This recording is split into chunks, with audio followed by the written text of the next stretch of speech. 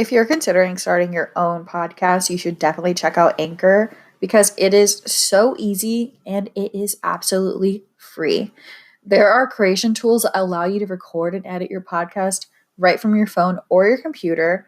They'll distribute your podcast for you to various hosts like Spotify, Apple, and Google. You're actually able to make money without any listener requirement as well through ads. It's everything you need in one place. Go ahead and download the free Anchor app or go to anchor.fm to get started. Hey, Morgan. Hey, Lexus. How's it going? It's going good. It is hot as hell in this house right now, but yeah, no, there's no upside to that. It's super hot right now, and it's already 1:30 in the morning. Jeez, it is about 4:30 over here, and on just my walk from my car to my front door it's 114 here right now. And if anyone from another state is listening to this, you might not be able to relate, but I just had flashbacks of walking home from after school to my house in this weather and being angry. And it's just so hot right now that you just get angry. And so that Yep. 30-second walk, I was pissed the entire time. I got in some AC and I was like, this is the life. Yes, literally rain. Yes, this was yesterday, but it was hot because at least in Germany, most German homes, there's no AC. So you have to just air it out, close the shutters, fans, or you buy one. We just haven't bought one yet. But I went upstairs to go ask him something, and he kept trying to grab on my arm and try to pull me in. And I got so upset just because it was so hot. And I'm like, how dare you touch me right now? It's so hot in here. You're sticky. I'm sticky. Nobody's having a good time. Yeah. Ugh, I just hate being uncomfortable in my own body and not being able to Yes. escape from it. Yeah. It is not fun. Well, So, let's get into some happy moments. Let's get away from that. None yeah. of that energy. What's yours this week? So this is actually it makes me happy because of how funny it was. But basically today, Rain and I, we went to go to IKEA to pick up a couple of things for some projects. And the drive from our house to IKEA is about an hour away. But it's pretty much all freeway, so it's not too bad. And so we're just driving, and on the way back, we were in really good spirits. And so we were listening to music, and one of my good songs came on, and he was teasing me, and he kept pushing the button to turn it off. And so I'd push it again. And I don't really know where the instinct came from, but he went as if he was gonna go and do it again. And in my mind, I wanted to just say, A, don't touch it, A, but really fast. But it came out like a chihuahua, snarling. And we both I think I scared both of us because I wasn't expecting that sound to come out of me. And the way he looked at me, I could not stop laughing, and we just started laughing. And his laugh made me laugh harder, and my laugh made him laugh harder, and we're just wheezing in the car. And I was embarrassed because I don't understand why I just barked at my husband. You just yapped at him like a little chihuahua. Listen, Summer Walker makes me do crazy things sometimes, but it just was not, I was embarrassed, but it was really funny. And just how long we were laughing, that type of laughing where you can't breathe, or no noise is coming out. You're just laughing in silence. So I get that, but if it's not no noise, it's I sound like I am a seal or just some sort of animal, and it's not cute whatsoever. Mine is the little spray bottle, the little. There's no in between. You either get the loud cackling or you get the spray bottle. Oh my gosh. But what about you? Well, I guess I have Okay, so my big one that I just found out today. So I'm going to a music festival in September. It's called Life is Beautiful. It's going to be in Vegas. Um, it was a really good price to see all of these artists, and another artist I really wanted to see, it just got announced today. So I'm going to be seeing Willow Smith, Meg the Stallion, Tame Impala, Glass Animals. Uh, I love glass animals. yeah, I'm so excited. ASAP Rock, and then Tame Impala, like, oh my gosh, let me just go on. ASAP Rocky, Billie Eilish, um, All Time Low. There's a few other ones and like some smaller ones that are like popular from TikTok that are going to be going. So I'm excited Mhm. for that. But your little story right now just reminded me of so I was cuddling with the guy that I'm dating, and we like when we cuddle, we just like hold hands, and he thought I was just like gently caressing his fingers, but I was just like in my mind, I'm like, I just want to pop his knuckles or something. And so Fighting the urge. yeah, and so I'm like caressing his pinky or something. And then I just pop it, and it is the most like violent pop I've ever heard. And he is so alarmed, and it genuinely hurts him. And it's like a joke between him and I that like every time I'm with him, I hurt him. Like I have like hit him in like the eye with my glasses. I've stepped on his toes when he like doesn't have any Oh my shoes on. Like god. I just keep hurting this guy, and then like the pinky thing was like on purpose, but I didn't think it was gonna hurt him that bad. You're like, this is gonna be so cute. Let me just Yeah, I thought we were gonna have a cute moment, but he was like, "Oh no, man, that hurt." I personally hate finger popping, and Rain likes to pop my toes, and I think it hurts Your even more. toes? Yeah, your toes fucking Yes. hurt. Yeah, they're tiny little things, and they're like little chubby little like things. It's not like there's not much room, like wiggle room for popping and stuff. Like that's all one bone right there. Leave it alone. Oh my gosh.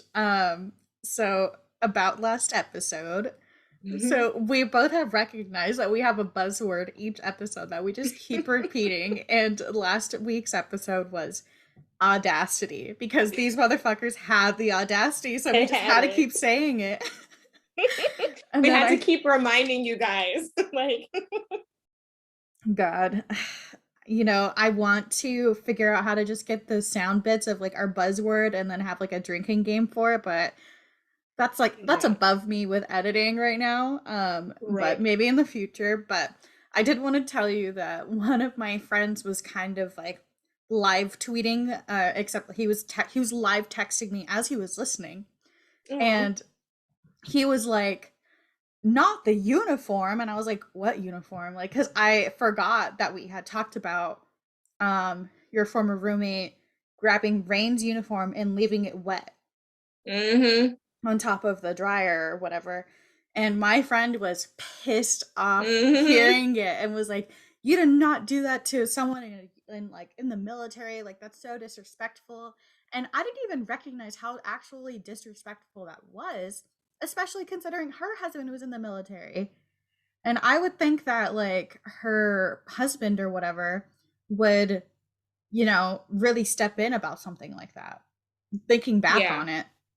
Yeah, there was no like that was the thing is that I mean, I don't want to say there was no stepping in on his part because there were times where he would, but it would be like just a little too late and then they would just be getting in this big heated argument. It wouldn't be right when it happened and that's like when like when it needs to happen. And he also would do a lot of apologizing for her, which that's not what we were asking. We're not looking for him to have to constantly apologize for his wife. We're just looking to live. Like we didn't need to deal with any of it, but one, it's not his responsibility to apologize on behalf of his wife.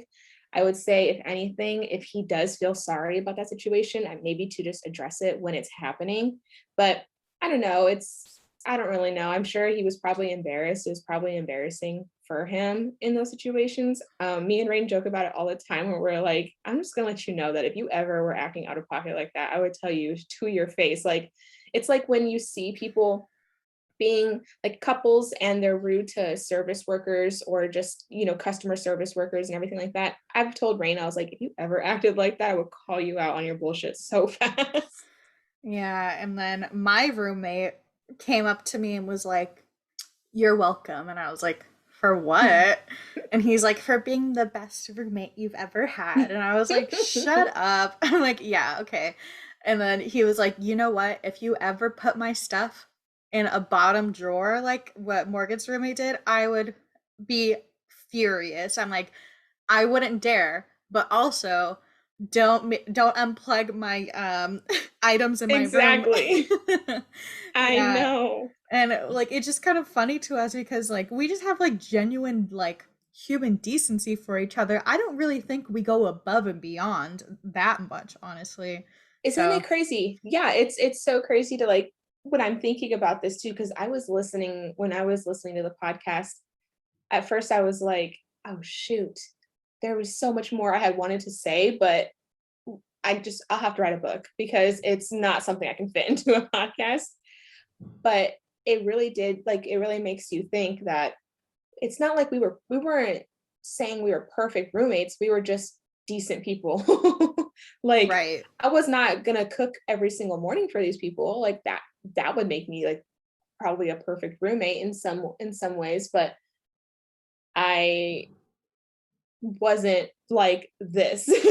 I guess in Yeah. ways to put it. I just like did decent human being type things, and I don't know, I just got really unlucky. We got really unlucky, and then the universe said, "You know, Alexis, like you deserve this right now. Let me give you let me sprinkle some good graces over here." Yeah. The universe said, "Let's give you a break for once." But Yeah. so this week we actually wanted to talk about an Instagram post I saw earlier, and it is by an Instagram account, or it was shared by an Instagram account called Her Incredible Mindset.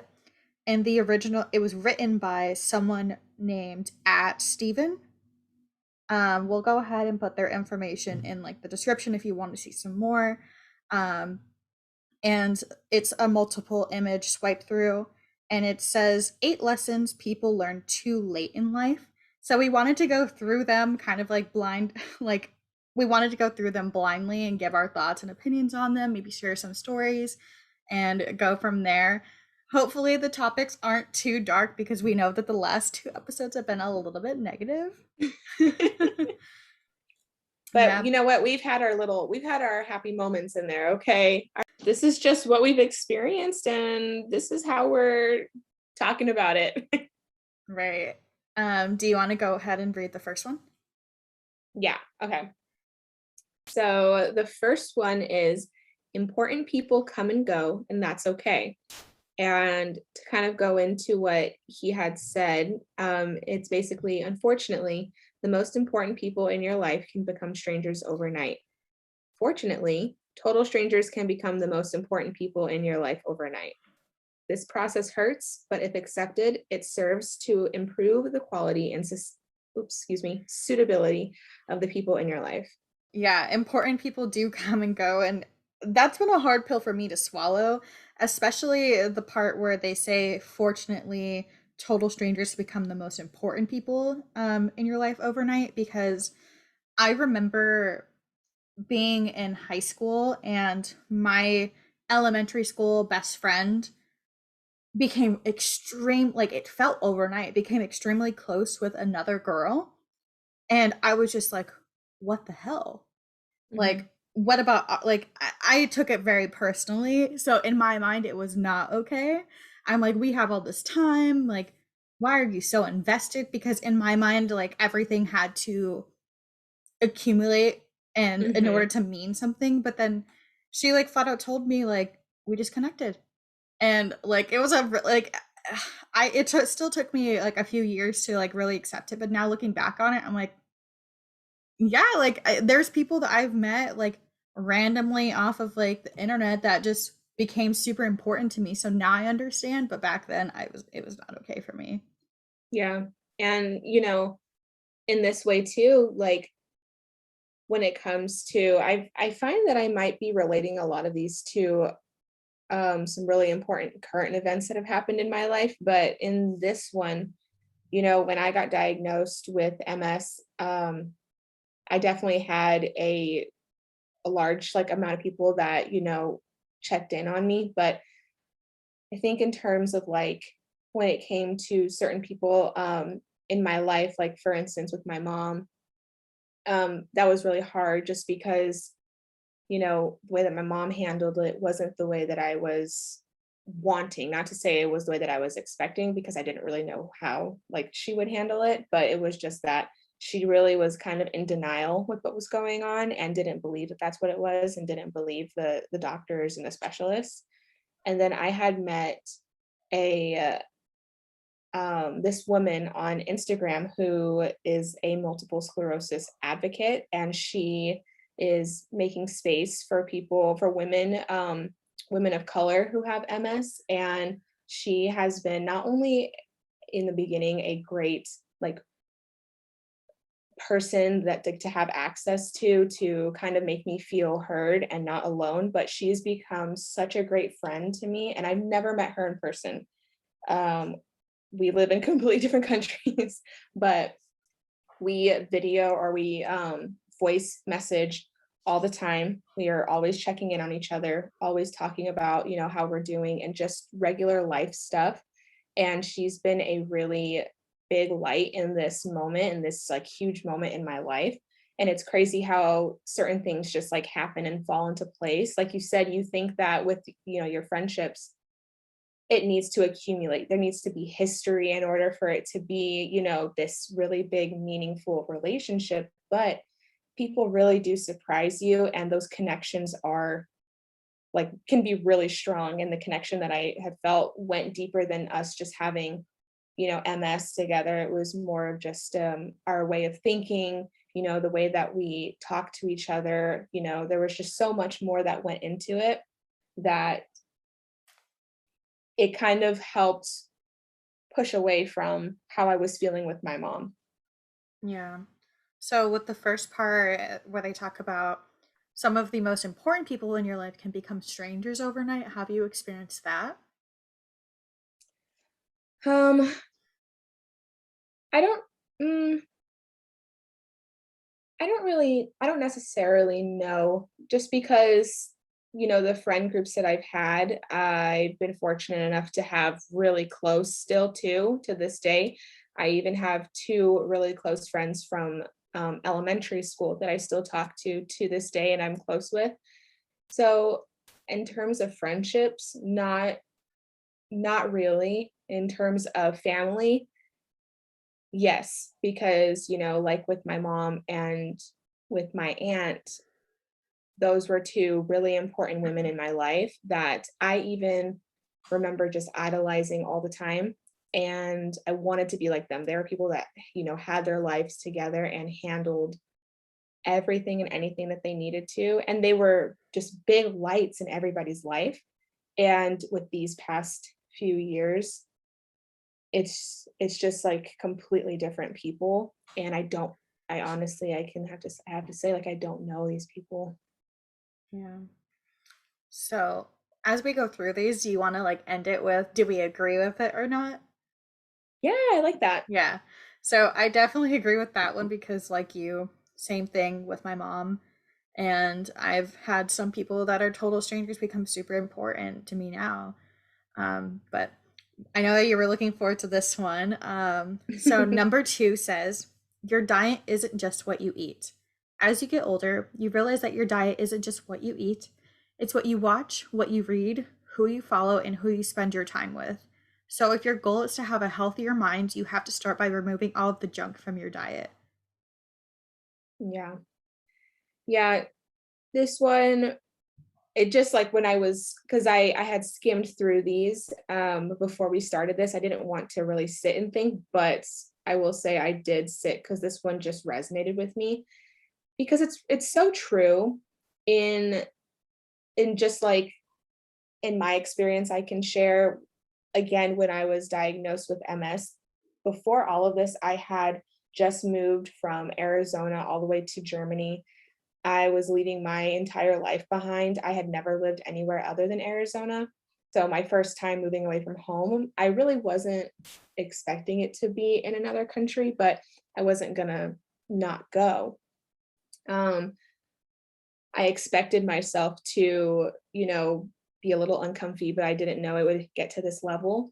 Basically, the stress consumed me, and I was having a lot of anxiety attacks. I was having a lot of moments of aggression and mood changes and feeling sick.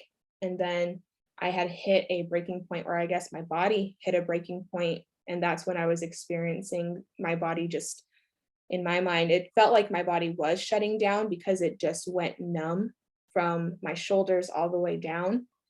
And everything happened so sudden within a few hours apart from each other. And by the time I was in the hospital, getting checked out from what I thought was just a pinched nerve, it was not. And what's even funnier, or not, I don't want to say funny, but what's even more interesting is that when the doctor took my blood, she had asked if I was an avid smoker. And I was like, no, no, I don't. And she said that it's strange because she can see in my blood that I have like a lot of hyperventilating. There's a lot of hyperventilating visible in my blood work. I didn't even know you could see that. And I had to, let her know that it was probably from my anxiety attacks that I was having. And it's just kind of crazy that like it really does boil down to those ways. It's more than just, the food that you're putting in your body. It's what you're allowing your energy to go towards, it's what you're allowing to consume you. And for me, that's when I kind of hit that moment of realization that, I need to reset. And since that moment, I was able to really, look at my life and look at how I wanted to be living. And I'm not going to sit here and say that I don't experience anxiety and I don't get stressed out, but I can confidently say that I am at a way, way better place mentally, stress levels and everything like that than I was when I had first been diagnosed. That's it's still so scary to me that you went through that and got such, I'm not going to say like late diagnosis, but it just feels like 23. You were 23 when you got it, right? Yeah. It just feels like 23 is so random and just like so sudden. Hmm. But I'm really happy to see that you've recovered a lot and just you overall seem more balanced in your life. Oh yeah, 100%. And it's definitely been because of a lot of just intentional living and being mindful of the little things. And for me, that's, waking up and making my coffee or making my tea or matcha, every morning. That's my balance. I even have a note in my phone that I share every day, and it says find the balance. So it gets sent every single day on my phone at 8 a.m. to find the balance. And that's kind of how I keep myself going. Hmm. Well, that's a little dramatic. That's not how I keep myself going, but that's like a really good, that's like one of my first steps. Yeah, that's a good way to start your morning. But so I have two different takes on this. I have one kind of similar to yours, and then another one I'll get into. But so with me, with that, like when earlier this year in January, I caught COVID-19, and it was the most miserable 2 weeks of my life. Wow. And I'm just isolated, completely isolated in my room, and I thought I could handle it pretty well. I'm like, I like to be in my room anyway. Um, but not when you can't like go out into your kitchen or like step outside for a little bit. Hmm. And when I was at my sickest, I think I was like extremely like can't get out of bed sick for about 4 days straight. And oh my god, sorry, excuse me. So I was really sick in bed for 4 days, and finally I was like, I need to force myself to shower. Like this is like not good. I need to really like I started to feel a little bit of strength, and I told myself like pick yourself up. It's like a Hmm. mind over matter thing. Just get through it. It's like being it's it's like being sick with anything else. I went into the shower, and I kid you not, it was the hardest shower I've ever taken in my life. Like lifting up my arms was painful. I cried and Mm. just sat on the floor of the shower for like 45 minutes. And like scrubbing my hair was excruciating. I like have and like I was just sitting there and I was like, I need to not like take my life for granted and I want to live like more intentional and healthier. And I did get better, but I did still have like some mental health struggles while I Mhm. was in my room because like for 2 weeks straight, all I can do is consume social media. And Yeah. like, with the what the post said, it's what you watch, it's what you read, it's who you follow and who you spend your time with. So I wasn't spending time with anyone. I was all by myself. I was watching content like, the world is so negative and we're not as human beings, we're not meant to consume so much negative information. You know why people were Mhm. happier back then? Because all they had was like the freaking newspaper. They didn't have Mhm. Twitter telling them like about 10 different tragedies that happened within the last 3 hours. And so like I was just not doing good during that time. And then so I got better and I was like, you know what? Healthy lifestyle. I need to live more intentionally. And then literally like like a couple weeks later, my uncle died from COVID. And then it just everything did like I like completely lost like my motivation, which you think like I would be like like I would get more motivation, but it was just so many different emotions going off at once Right. that like I'm barely getting back on my feet now emotionally. And Mhm. this happened in like January, February, but I've just kind of given myself like grace to, you know, heal slowly. And I have been going into therapy and I've taken steps to filter my social media more. Like on Twitter, I have certain words blocked so that Mhm. I don't want to expose myself to things I hate. Mhm. And I do not follow any Instagram accounts that make me feel insecure. Like that's the number one thing I tell people. Like I do not like I don't really look at girls and like compare my body.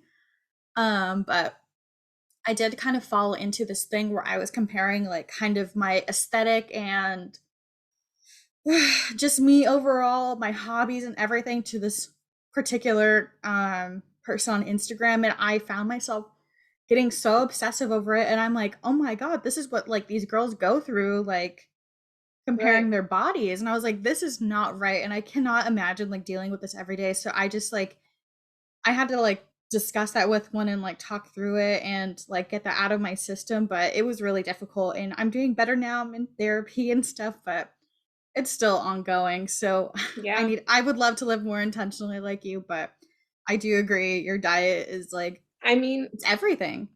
it is. And what you said too, like when I was in the heat of my flare, I couldn't really walk.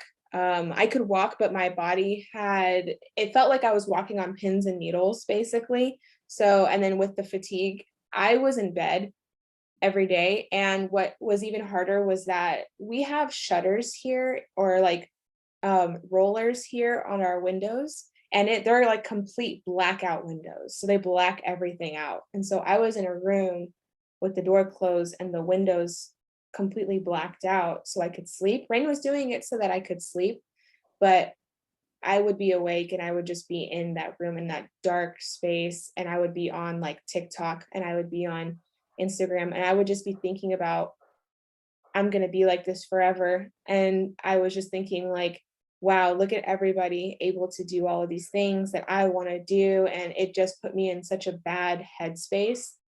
And it was because I wasn't focusing on me, I was focusing on other people and all the things that they were doing. But I needed to focus, I needed to shift that mindset and shift that energy and focus on myself and making sure that I'm taking care of myself. And your mindset is such a huge part of your healing too. And if you allow yourself to stay in that like that dark space and dark way of thinking, it's going to be such a slow going process to get out. It's going to be harder and harder to get out of that. So Mhm. I completely agree with, with the social media aspect as well. Yeah, and what you said just reminded me of a quote that I heard the other day, and it was like, if being hard on yourself worked, don't you think it would have worked by now? Or something like that. I was like, damn, girl, dang, hit me with the facts. But Yeah, I mean, I know like our condition, like, I mean, I had COVID and I am vaccinated now. Like, I'm doing a lot better. I know that this is something you're living with, but like, But don't in that, invalidate that as yeah, well, because that was a really hard experience for you. And COVID is also, super serious. And you said you were in that way for 2 weeks, and you were saying like, taking a shower, like you barely had the energy and like, the pain that you were going through to take a shower. I know some people who get COVID don't get any symptoms, but I couldn't imagine, mm, having to get those types of symptoms. And you still are in that way of like, after 2 weeks, I would be thinking, is this going to go away? Like, when does it get better from there? yeah. And then we'll wrap this up really quickly, but like, okay, this is gonna get a little bit dark, but I got major like survivor's guilt over I so like I said, my uncle died from COVID, like some COVID related Oh, complications. And I'm mm-hmm, like, this man had an entire life, a family, like a business. And here I am, like sitting here comparing myself to people on social media and being upset about things that like aren't directly affecting me, but it's mentally taking me over while he's mm-hmm, no longer here.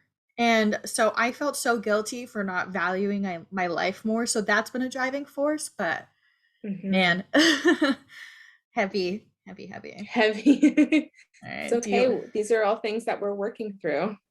Right. Do you want to look at the next one? Yeah. Okay. So, number 3 is you have to let people down to be happy.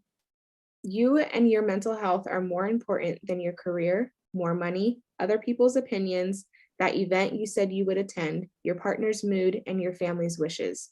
If taking care of yourself means letting someone down, then let someone down. Your self love must always be stronger than your desire to be loved by others. Man. I agree with everything that was said there, but I just have like I'll keep this one short, but I know like for a while I had a hard time saying no to things. And so I would go to these events and you know what I would do? I would be a freaking bitch. I would be so moody and you could tell I did not want to be there. And Mhm, then I had this like realization. I'm like, why am I here if I'm going to be dragging down the mood? And I'm making my whoever invited me, my friend, whoever, feel bad because they mhm, can tell I don't want to be here where I could have just, politely rejected the invitation and let them down rather than be a sourpuss here and let them down even more. So, um when I need my time to like self isolate or I just am not in the mood for something, I really go for it now because yeah, I need time to recover my own like social battery. And yep, I try my best not to let myself get burnt out like this anymore. yeah. I mean, I am 100% a people pleaser. 100% I am thinking, "Oh, yeah, I'll do it, I'll do it. I want them to be happy, like, they invited me, I want to." I envy my husband sometimes because this man will literally just be like, "Oh, yeah, no, I'm not gonna go." I'm like, "Well, why? What do you have going on?" He's like, "Nothing, I would rather be at home." And so, the way that he's so confident in saying, "I want it." But I'm going to therapy, and I actually had brought this across my therapist, and I was talking to him on how it's really hard for me to set boundaries sometimes. And, if somebody, tells me like, "Oh, I need your help doing this," if I were to say, "Oh, I can't," I'm worried that it's going to upset them. And he had asked me that. He said, "So if somebody, say it was reversed and somebody had asked, or had told you, 'Oh, I'm sorry, I can't actually help that day,' would that upset you?" And I told him, "No, it wouldn't upset me." And he was like, "So why do you feel that, you know, that would upset somebody else?" And it kind of set a tone for me that I think I'm definitely causing more, like it's more of a me thinking that this is how it's going to play out than how it's actually going to play out. And it's helped me so much again with MS. I went from doing a lot still while I was going through my flare and being like everywhere and doing all these things and burning myself out completely, to now like if I'm not up for it, I'm not up for it. It's as simple as a phone call. If say my dad calls me and I'm just not really up for the conversation right now. I just don't have the energy, or I'm kind of tired, or I'm not up for the conversation. I just won't answer it right then and there, and I'll get back to it. And it's been really nice to kind of take back my time in that way, and you know take care of me in that sense. Right. And just like hearing us talking, I'm like, I think I'm realizing I'm much more of a people pleaser than I originally thought.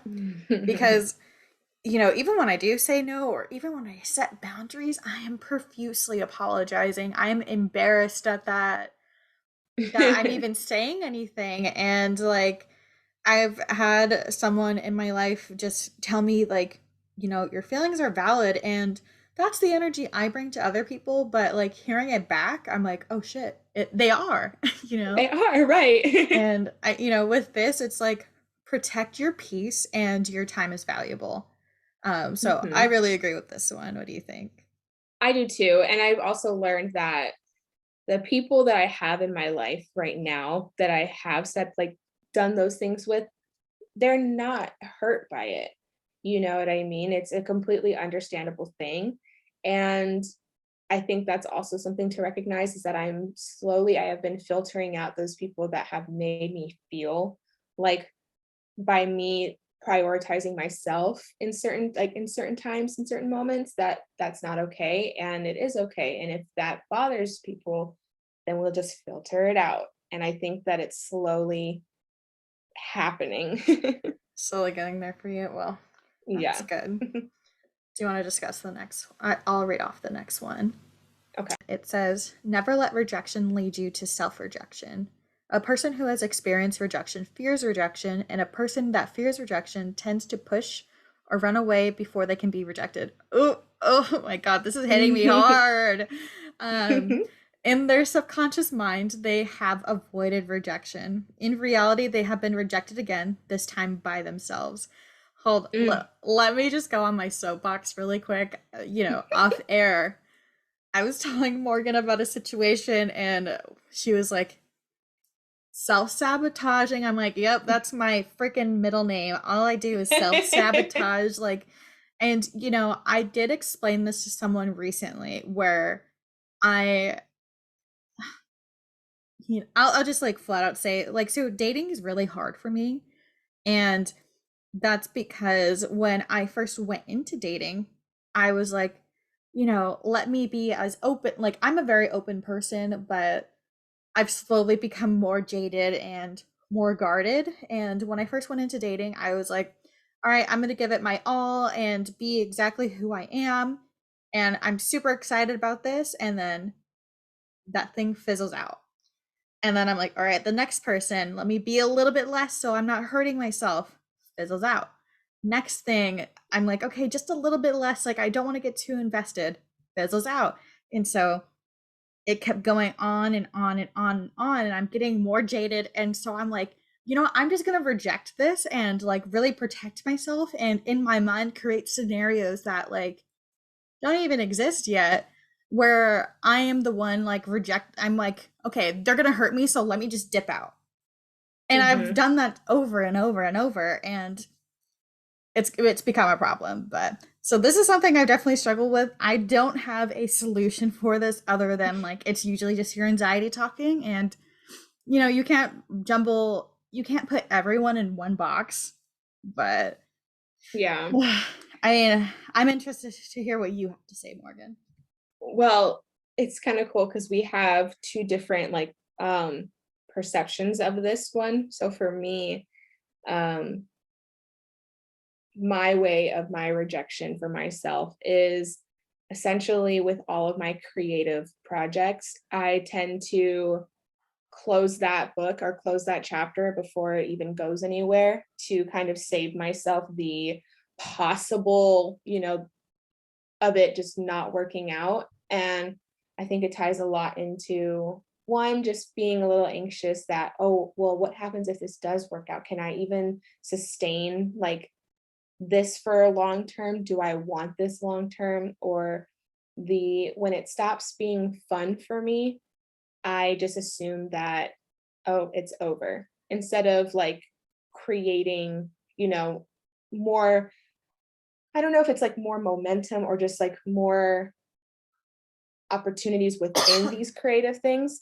Mhm. But basically, that's kind of where my self rejection comes in. And I'm still kind of navigating through how to stop that. I think this podcast is going to be a really good start to doing that, because this is something that I really care about. I know we both really care about. But yeah, through my creative passions, I tend to shut that down before it even has an opportunity to go anywhere. And it's crazy that you say that because I look at you and I'm like, Morgan is one of the coolest and most creative people that I know. And Stop. I know, sorry. Like, okay, I'll keep it short, but Do you like, want me to cry? Because I will cry. I'm like, I have been watching like stuff. I remember you did like a room tour when we were in high school or something like that on YouTube, and me like being nosy, looking and like supporting you and stuff, and then it just made me think of like back to myself how I'm being so hard on myself and assuming people aren't going to like me and like are rejecting me when I'm like I'm sure that like you and other people they see me and they're like, what are you being insecure about? You are this cool person that people do want to be around and get to know. So like, you know, like as you were talking, I'm like, I guess it's kind of like we need exposure therapy to these things in order to get Yeah. over our self-rejection thing. Yeah. And I think that's why I'm so glad we were able to talk about this, like these topics, because I feel like we're also learning more about each other in this way. You know what Yeah. I mean? And I don't know, I really enjoy like being able to be open about situations like this. And just like with us, like I don't even know what it is, or just like with us, like flowing so naturally with each other. Who would have ever thought we were once strangers to each other and now we're literally Oh my on god, a podcast. it ties back to the first point where it's saying that total strangers can become important to you overnight. Oh my god. Honestly, I think Wow. I talk to you. You're like one of my, like, on the people that I talk to most frequently. You're in my top 3 people I talk to every day. That's so funny. Isn't it crazy? And that's with my dad and my sister, okay? Wow. Your other friends are gonna be like, what the fuck? I know Maria's gonna come in. She's like, so really? So I heard you're talking about me and I'm not in your Right. top three. Yeah, it's the same way. I'm like, I have this total like small universe of like people that I talk to every day that like the people I like live with and see every day don't even know about. And I'm like, y'all don't even know I have these relationships going on. But like, I have Right. so many, like, aside from you, so many like different meaningful relationships that I have like developed over the years. Like, Hmm. okay, we're getting a little bit off topic, but I know. see, we just like to talk. I But know. but Not us yeah, saying we're gonna condense it. I'm sure we'll be able to cut some stuff out, but there'll probably be I know. another hour and a half or Yeah, which you can't condense this. This yeah, is real, okay? real talk. All right. Do you want to read the next one?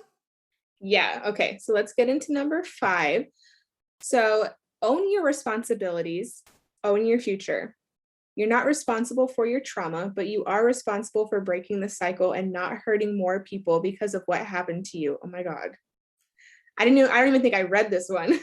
I didn't either. Like, I feel like when like people like snap to like say how much they agree with something. I'm like doing that, but I don't want to mess with our audio or anything. You will never control your future if you let your present be controlled by your past.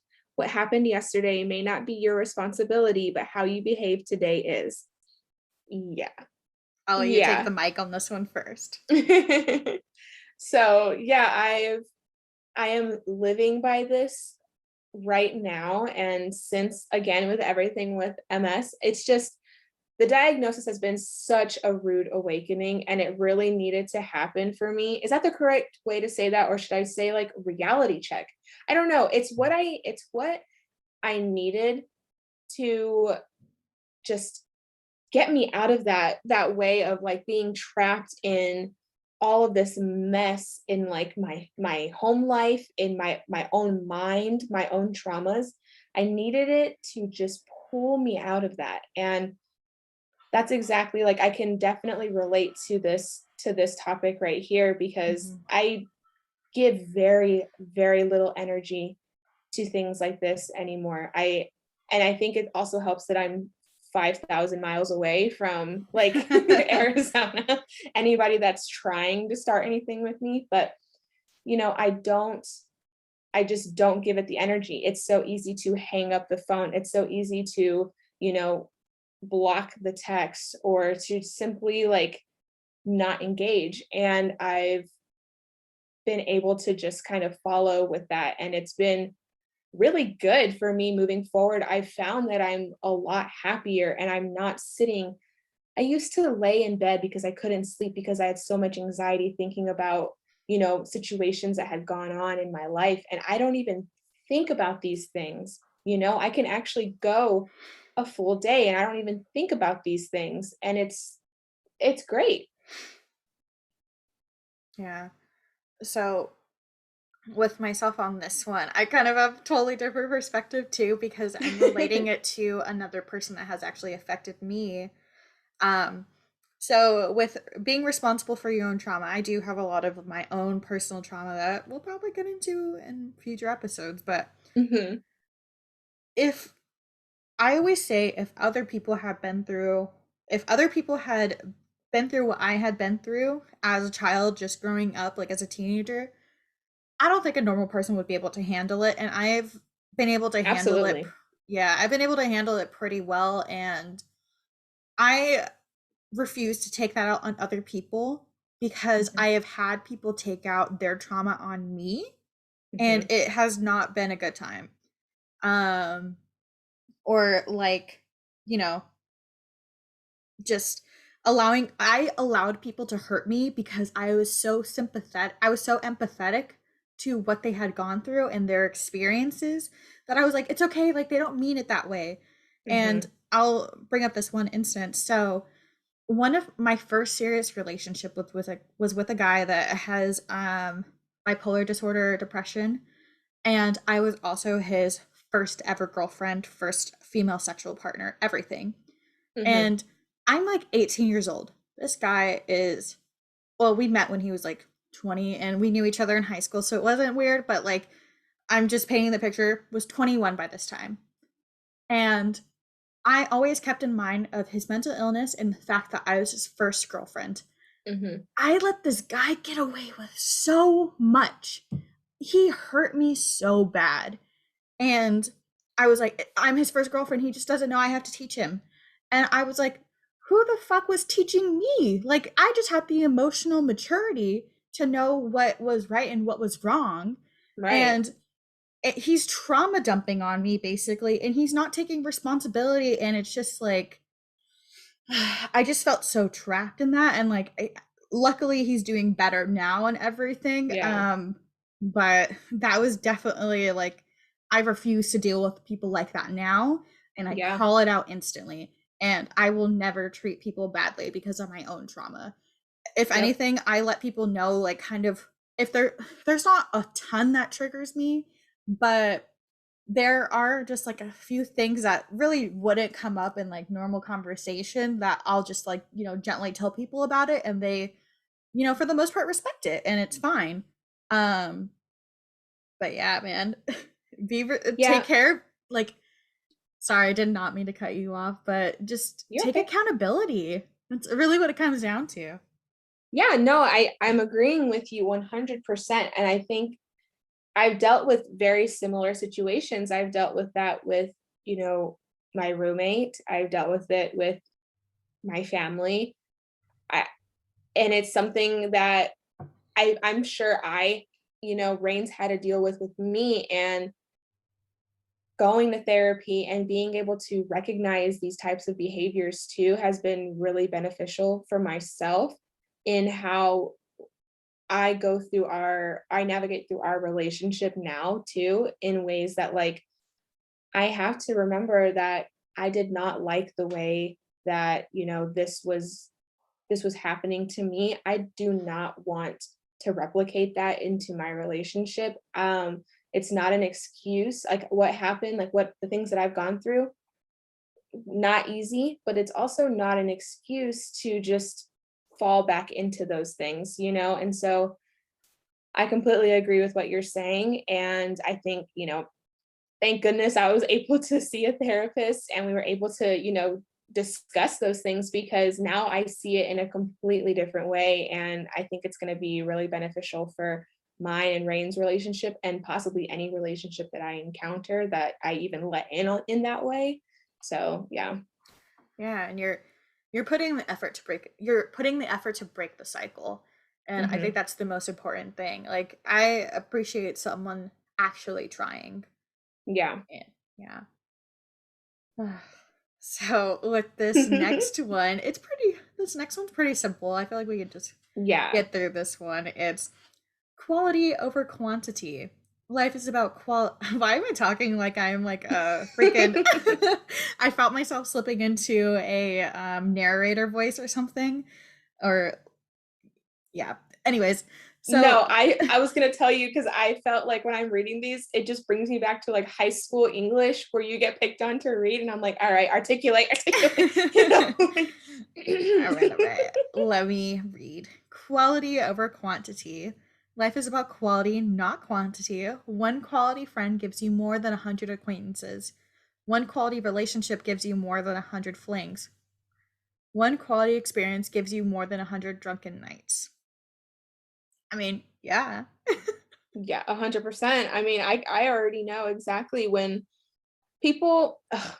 For those that don't know, Rain is my first boyfriend, first kiss, first everything, and he's my husband. And I've gotten it so many times that we got married young. We got married 2 years ago, a little over 2 years ago, and being told that we should have experienced more people before we met, and that's fine in their way of wanting to do things, but me and Rain, it's a way of like how we've developed, as a couple and in our marriage that I could not even ever imagine, absolutely ever wanting to do that. And we've we've had so many moments in our lives together that just really make it seem like I don't know, like this is my quality right here. This is a person that wants, to do the work in the relationship, that wants to grow together, that wants to, live a really full, fulfilling life together. And when I hear stuff like that, now it's just like water off my back. Like whatever, you go ahead, do you, but I got mine. Right. And I think people like that are just, you know, they would love to be in your shoes. I will say that. I mean, I thought there's been times where I thought I found my quality person that was going to be it for me, and very glad that did not work out. But, I unfortunately have had to go through the 100 flings, and I feel like I have or just like a lot of friendships and stuff, and I feel like where I am right now, I have a lot of quality people in my life. Hmm. Not to say like I have like 100 friends or anything, but I have very meaningful relationships in my life right now, whereas before it was just like I would call anyone that really knew me a friend, or Hmm. like I just didn't have the same standards as I do now back then, which Hmm. I'm glad I don't put up with anything less than now. Yeah.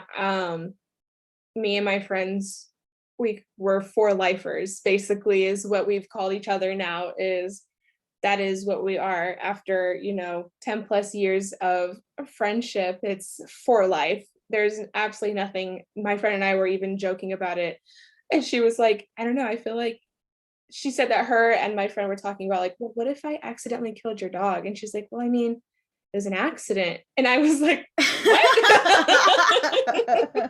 I mean, that was a quick response. I'd have to sit and think, and then I'd be like, I mean, but no, it's just like one of those like bonds that I don't know what you could do that could change that. And it's just because quality people, it's just secure quality people that you can be 100% authentically yourself with.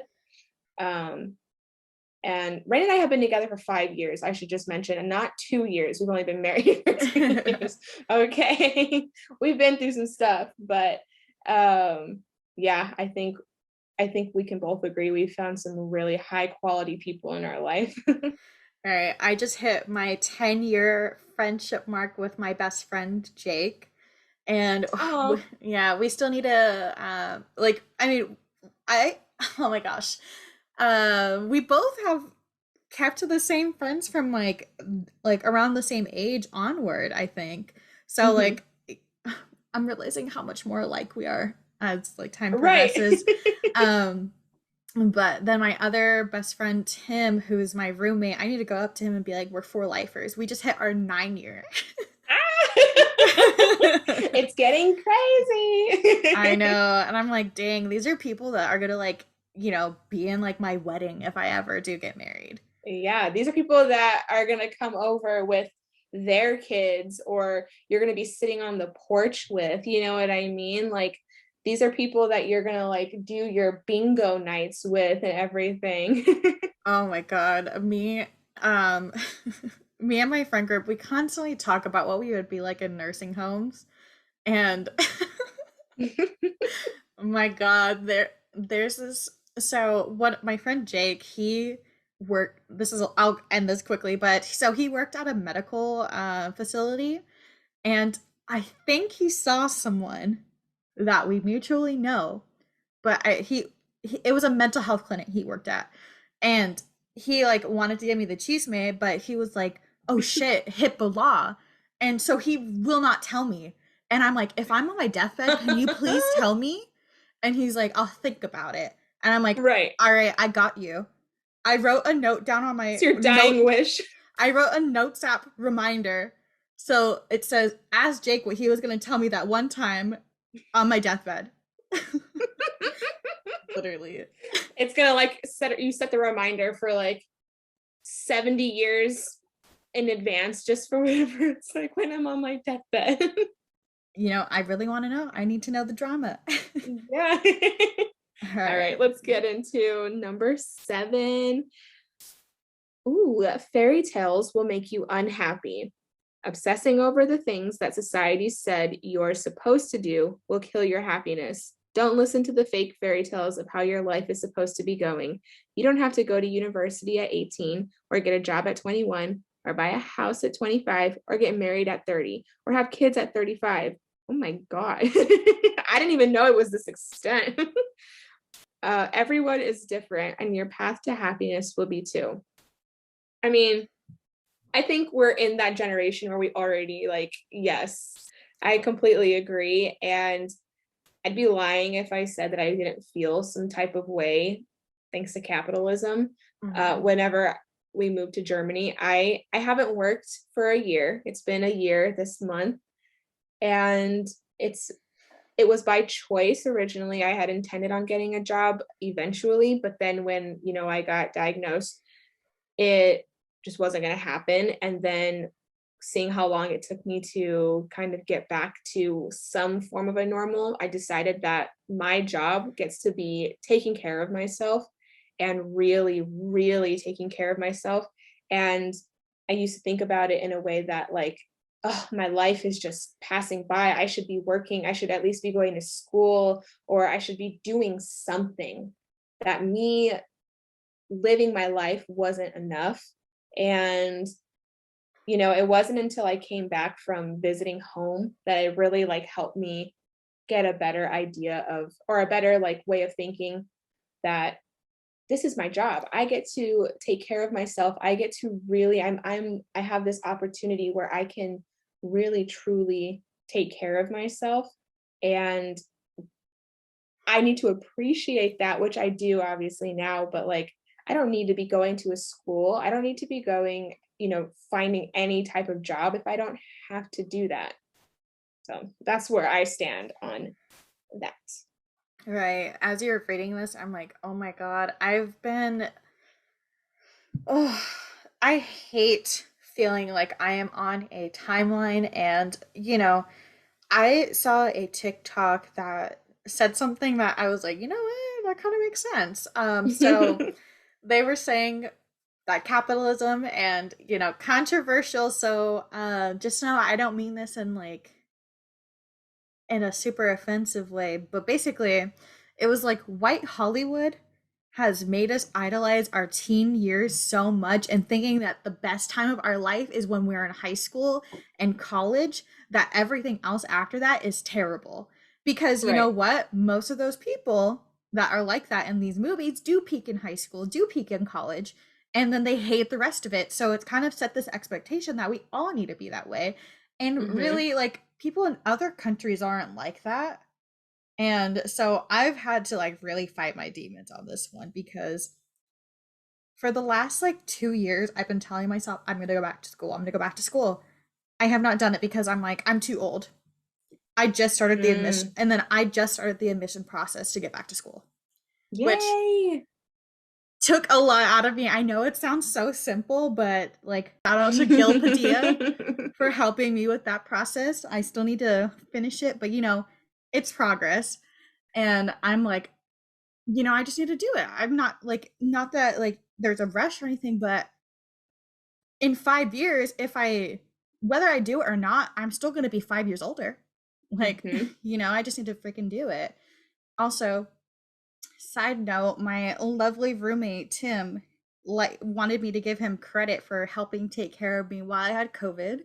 So a shout out to Timothy. He overheard us Yay. he overheard us He's like talking on about the it. door right now. He's like, show me up. And he's been like listening to us and while he's working and Aw, stuff, and he's been super excited about everything. But I love yeah, like it. same, I think everyone our age feels this pressure as well, but Hmm. Yeah, capitalism, and man.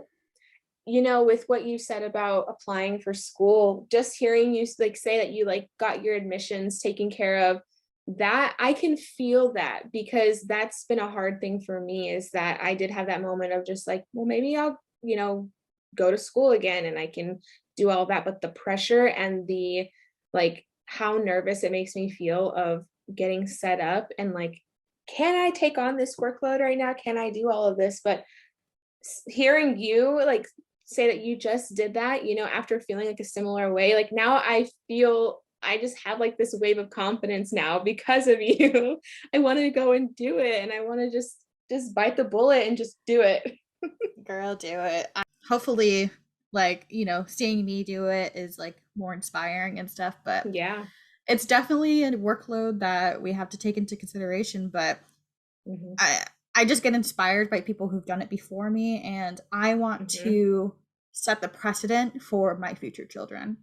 Yeah. Because basically the reason I didn't immediately go to college after grad, so I went to trade school for cosmetology, but it was kind of because I felt rushed into it and I had no guidance, no backup, no support because no one in my family had even graduated from high school.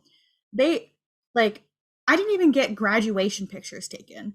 Like that's just how like my family doesn't understand what like normal schooling and traditions are like. So no one Hmm. helped guide me through that.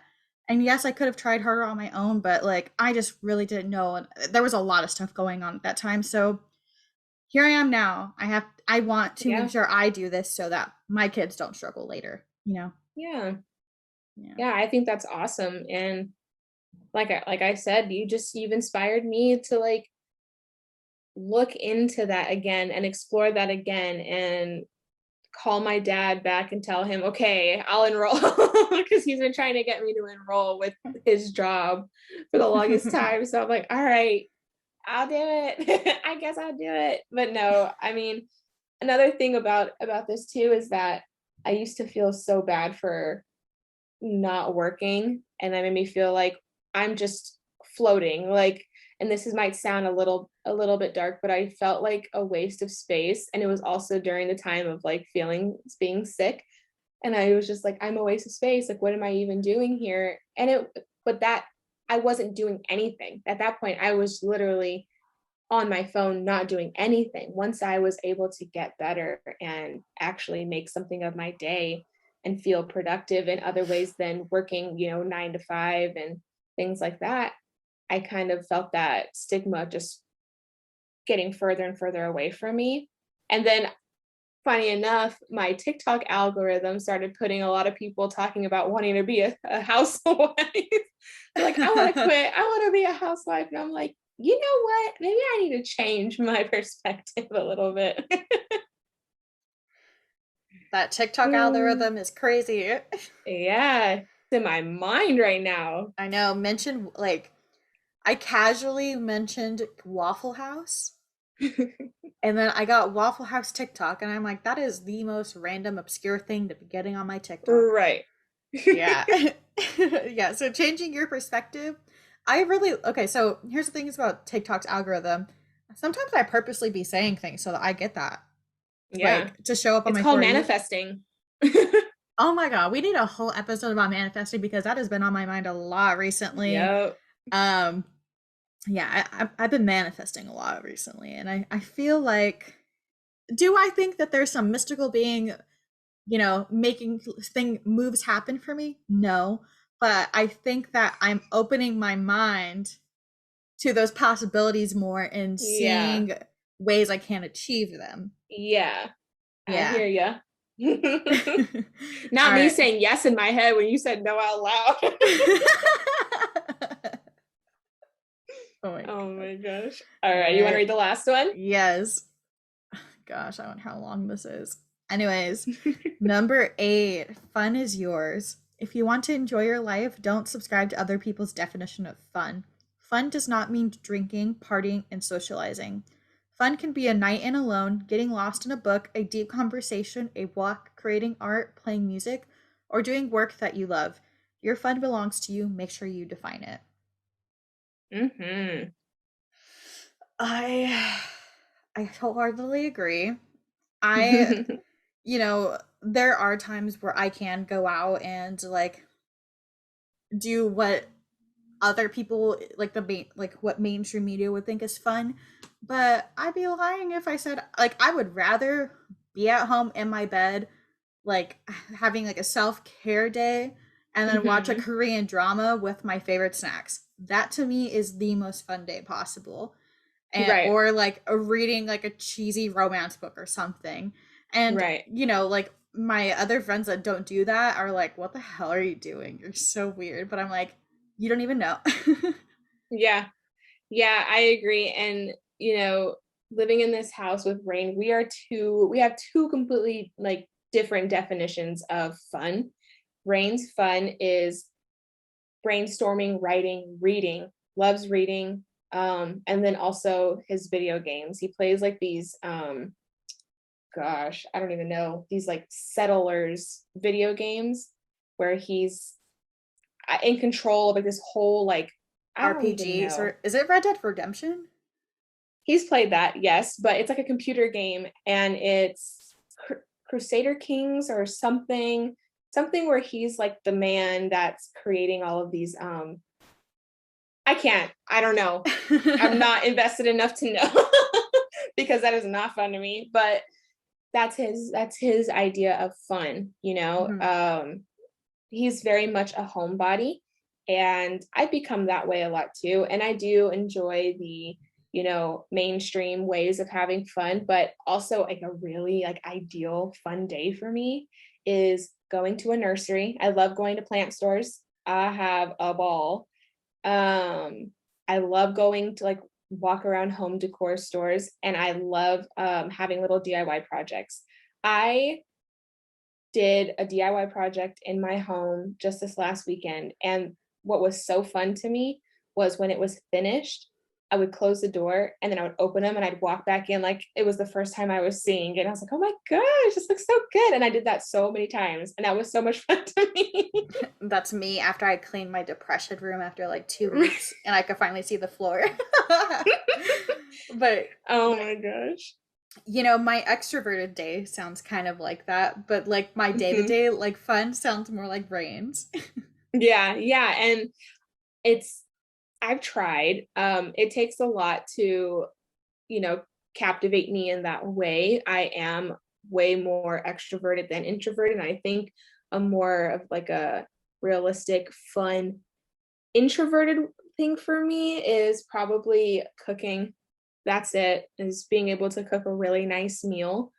Um, because my attention is just pulling through so many different ways, or is pulling me in so many different ways. And I am a person that like, if I'm not doing something that is just like sparking creativity to me and making me like, oh, I want to get up and, I want to try that. I'm just kind of chilling. I feel that. I feel that. These are, I like that it ended kind of on like a happier note because some of these got Yeah. real intense. Oh my gosh. I Um, know. dang. But I mean, I really liked this. This was a really good like change from our first two episodes. It was very Mhm. lighthearted, and normally in our episodes we tend to have an idea of where, these are going. This was really fun to just kind of read them out loud and then be like, "Oh, ooh, that's good." Right. Not really know what we were going to go with it, but I think it was really cool to experience that. So someone actually asked us to have a mindset sort of episode, and I was kind of confused on how to tackle that because it's such a intense topic, and I was like, Mhm. oh my god, I'm gonna have to write a whole essay on this so we keep Right. track. But I think these 8 lessons kind of gave you like a perspective of like who we are and how our mindset is. So I really liked Mhm. this. So if you are vibing with the way that this episode went and you see any posts that you think that would be fun for us to talk about, feel free to send it our way. Our Yeah. Instagram is switching the narrative. And yeah, just let us know what you thought about all these different topics. We're going to go ahead and share the post as well. And then, like, you guys can read it on your own and discuss it with your own friends. Yes. I think this was really great. I'm excited to hear what you guys have to say, and I'm excited to see, some of the posts that you guys come across that, hopefully we can discuss in our future episodes. Yeah. Definitely interact with us on our Instagram because we be posting on there. Very A lot. motivational stuff. All Like, follow, subscribe. right. All right. We'll catch you guys in the next episode. Yes, that's it for this session. Is this a Yeah. session? Yeah, this was a therapy session. Yeah. Your card will be charged automatically after this. So, Yeah, so all right, bye guys. bye.